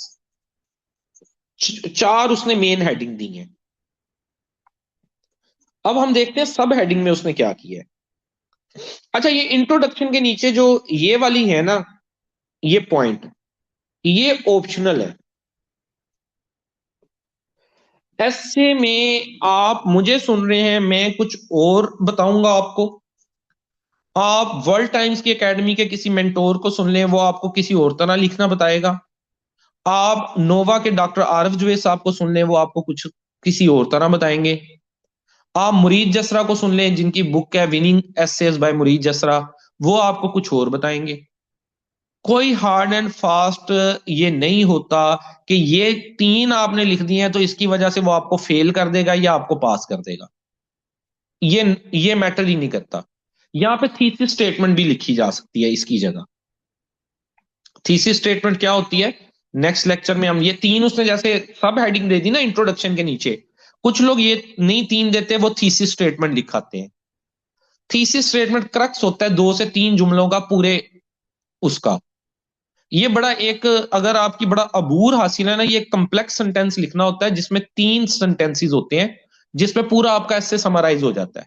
आप उसको पहले ही बता देते हैं मैं ये सोचता हूँ इस एस्से के बारे में, या मेरी ये राय है। कुछ लोग थीसिस स्टेटमेंट भी लिख के आते हैं, लेकिन आज तक ऐसा नहीं हुआ कि वो इन 3 पॉइंट्स लिखने, या थीसिस स्टेटमेंट किसी ने थीसिस लिखा किसी ने नहीं लिखा, इस बेस पे आपको पास या फेल कर दे। नहीं, ये ऑप्शनल है, आपकी मर्जी है। जस्ट इंट्रोडक्शन लिखें, उसके नीचे ना थीसिस स्टेटमेंट लिखें ना ये बातें एक्सप्लेन करें। Meaning of terrorism, difference between ideological physical लिख आते हैं तो भी ठीक है, नहीं लिख के आते तो भी ठीक है। इस बेस पे आपका ऐसे पास या फेल नहीं होने वाला।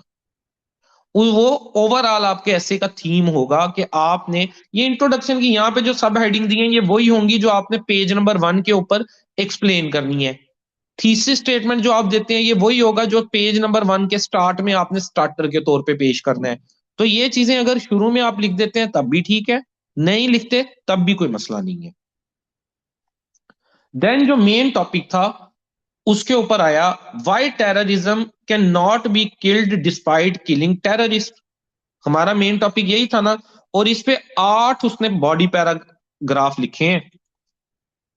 जो मेन टॉपिक होता है उस पे सबसे ज्यादा पैराग्राफ लिखने होते हैं आपने, ठीक है। जो मेन टॉपिक होता है जो वो पूछ रहा है, इस टॉपिक में उसने यही पूछा है कि टेररिस्ट को मारने के बावजूद टेररिज्म खत्म नहीं हो रहा, क्यों?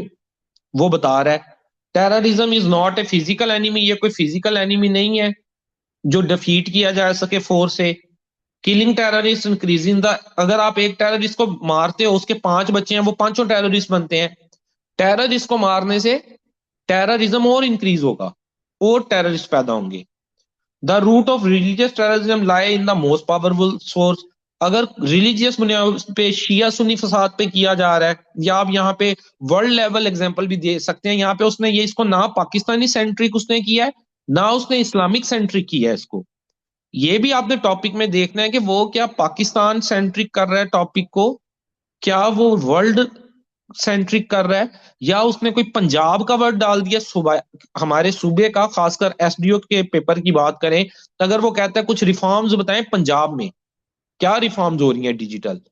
जैसे आप देख रहे हैं काफी सारी चीजें ये जो है की जा रही हैं। यहाँ पे दस्तक ऐप है, मरियम ऐप है, वुमन एम्पावरमेंट ऐप है, ई चलान ऐप है, चलान हो रहे हैं ई ऐप के थ्रू।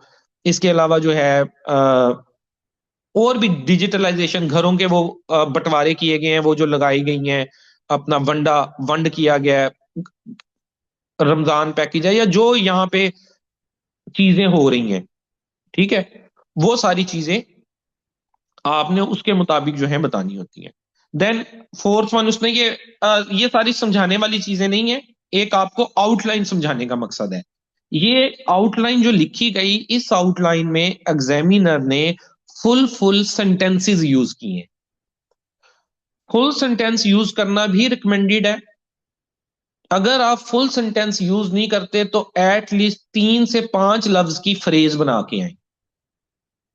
एक वर्ड की या 2 वर्ड की कभी भी आप सब हेडिंग या हेडिंग नहीं देते, वो आपकी सेल्फ एक्सप्लेनेटरी नहीं होती। सेल्फ एक्सप्लेनेटरी बात को करके आना है, उसके लिए चाहे आपको इस तरह से सेंटेंस बनाने पड़ जाए, चाहे आप सेंटेंस ना बनाए, आप फ्रेज बनाए। फ्रेज से मुराद होता है 3-4 वर्ड पे मुश्तमिल चीज। जैसे इसमें से एक कोई एग्जांपल ले लेते हैं। Killing terrorism increases the number of terrorist, ये पूरा उसने जुमला बना दिया। आप इसको जुमला नहीं बनाते, आप इसको 3-4 वर्ड के ऊपर कर दें। मतलब killing increasing the number of terrorist. अब ये वो फिक्रा नहीं एक बनेगा, ये एक क्लॉज की शक्ल में या फ्रेज की शक्ल में बन जाता है। ठीक है।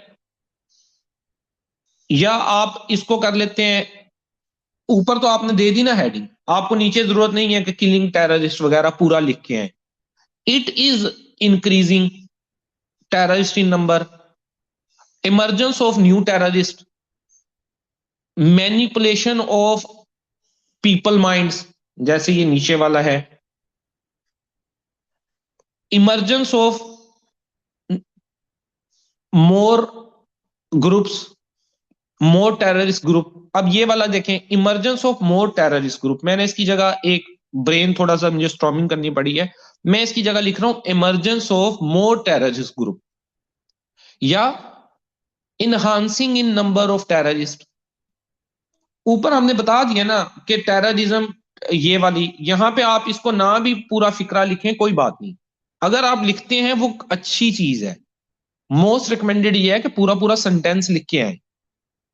सेकंड नंबर पे वे एक होता है आउटलाइन लिखने का, जिसमें आप क्या करते हैं, आप फ्रेजेस या क्लाजेस लिखाते हैं। क्लाज तो पूरा फिक्रा भी हो सकता है, आप फ्रेज लिखाते हैं। इमरजेंस इन टेररिस्ट नंबर, ये एक जो है फ्रेज है। ठीक है, इस तरह करके। तो आप, वो आपकी मर्जी है कि आप कौन सा तरीकाकार इसके अंदर चूज करते हैं। बस जो नॉट रिकमेंडेड चीज है, जो ये है कि ऐसी ये चीज नहीं करनी, नॉट रिकमेंडेड वाली चीज आपने नहीं करनी।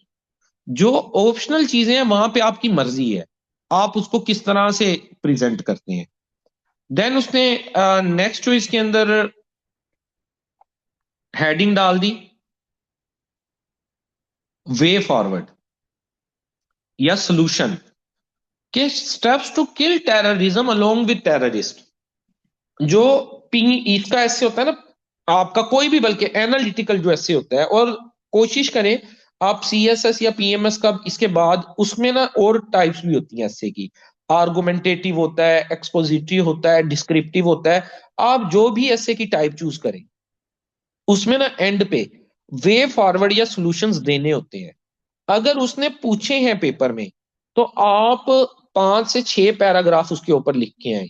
अगर उसने नहीं पूछा, उसने पूछा ही नहीं, उसने सिर्फ थ्रेट्स एंड अपॉर्चुनिटीज पूछी, जो कि ये तहसीलदार के पेपर में आपने देखा, ग्लोबलाइजेशन आखिरी टॉपिक था ना, threats and opportunities for Pakistan. उसने पूछा वे फॉरवर्ड? नहीं पूछा ना। मैंने जो आपको टॉपिक दिया उसमें मैंने वे फॉरवर्ड भी पूछा, उसमें मैंने 3 चीजें पूछी हैं। लेकिन अगर उसने एक चीज पूछी नहीं ना, अगर तो पूछी है, जैसे मैंने आपको टॉपिक दिया है, तो आप 5-6 पैराग्राफ लिखेंगे। अगर उसने नहीं पूछी, फिर भी आप 2 से 3 सॉल्यूशंस दे के आएंगे, 2 से 3 पैराग्राफ। सॉल्यूशन आपने देना होता है।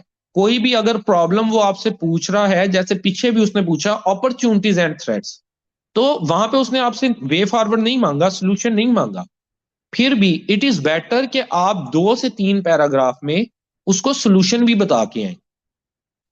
और जहां वो पूछ ही लेता है कि वे फॉरवर्ड बताओ मुझे, वहां पे फिर उसके ऊपर इक्वल, जो ऊपर जितने पैराग्राफ आपने लिखे उतने पैराग्राफ आपने लिखने होते हैं। तो ये इसका मतलब एक पैराग्राफ हमारे पास होगा इंट्रो का,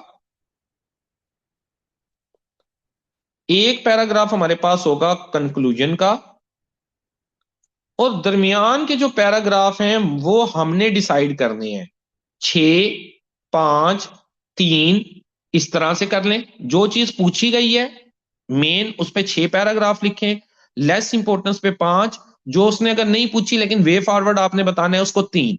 अगर उसने सारी 6, 5, 3 कर दिया, अगर उसने सारी चीजें पूछी हैं बराबर, जैसे मैंने आखिरी टॉपिक में पूछी है, तो 5 5 5 का कॉम्बिनेशन आप बना के आएंगे। ठीक है। तो जो, और अगर उसने पूछी ही एक चीज है, आपके 5 बनते ही नहीं है, आपके बनते ही टोटल 4 हैं, तो जो दूसरे नंबर वाला है उसके ऊपर आप 7 लिख के आएंगे, तीसरे नंबर वाले पे आप, सॉरी, 8 लिख के आएंगे, और इस पे आप 7 लिख के आएंगे। अगर उसने इस टॉपिक को ज्यादा सेंटर किया हुआ है, जो भी एक आपका उसने टॉपिक दिया, उसने मेन चीज को ज्यादा सेंटर किया, तो उसको आप 12 कर देंगे, नीचे वाले को सिर्फ 3 कर देंगे। आउटलाइन का कंबीनेशन, बॉडी पैराग्राफ का कंबीनेशन आपने उसकी स्टेटमेंट के मुताबिक रखना होता है। एग्जामिनर की स्टेटमेंट के मुताबिक आपने बॉडी पैराग्राफ को, जो आपने लिखने हैं, वो आपने सेंटर्ड करना होता है। अब ये डिपेंड करेगा, जैसा पेपर आएगा उस तरह का आप जो है वो करके आएंगे। एक और आउटलाइन देखिए, crisis of good governance in Pakistan, need for reforms and institution building. इसमें हमने क्या किया, देखिए 1 पेजर आउटलाइन लिखी, क्राइसिस ऑफ गुड गवर्नेंस इन पाकिस्तान, ये टॉपिक था, तो इसके ऊपर देखिए उसने पूरा वो लिखा। Need for reforms and institution building, दूसरा हिस्सा ये था, दूसरा ये लिखा। 9 पैराग्राफ इस पे लिखे, 7 इस पे लिखे, ऊपर एक में इंट्रोडक्शन लिखा, एक में कंक्लूजन लिखा, पूरा समराइज कर दिया। जो चीज पूछी गई, उन चीजों के ऊपर आपने अपनी आउटलाइन को बिल्डअप करना होता है। अजाफी अपनी तरफ से कोई चीज नहीं डाल देनी, जितना पूछा गया है उतना ही बताना है, उसी टॉपिक को, उसकी डोमेन को बताना है। और जो आपने यहां पे बता दिया, उसके मुताबिक आगे उतने पैराग्राफ उन आगे पेजिस पे लिखने भी हैं। जैसे ये इंट्रोडक्शन का एक पैराग्राफ हो गया, 9 ये हो गया, 10 7 17 और एक 18, 18 पैराग्राफ आगे आपके पेजिस पे मौजूद भी होने चाहिए, पूरे 18। ना इसको 17 करना है, ना इसको 20 करना है, 18 आपने दी है ना आउटलाइन में, सब हेडिंग मिला के, तो 18 ही लिखनी है।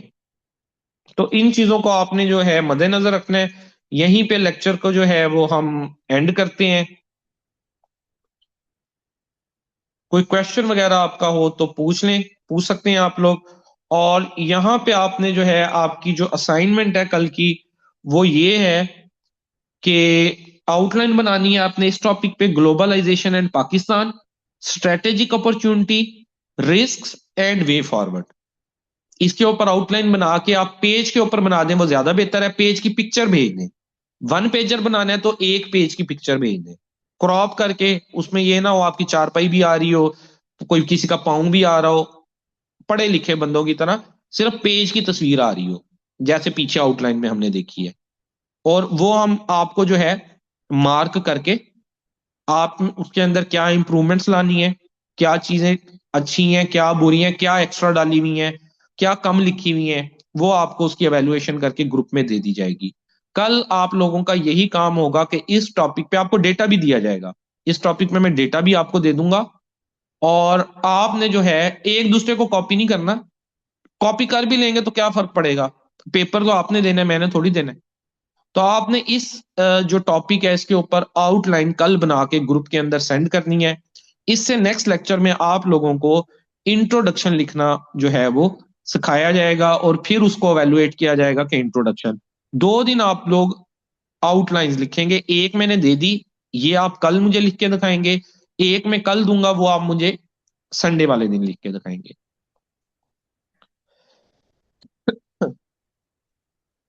जी, कोई क्वेश्चन हो आप लोगों का तो पूछ सकते हैं। नहीं हो क्वेश्चन तो इस सेशन को हम एंड करते हैं। मेरा एक और सेशन स्टार्ट होना है जनरल नॉलेज का, तो उसको फिर मैं स्टार्ट कर लेता हूँ। चलें, ठीक हो गया जी, ओके, अल्लाह हाफिज।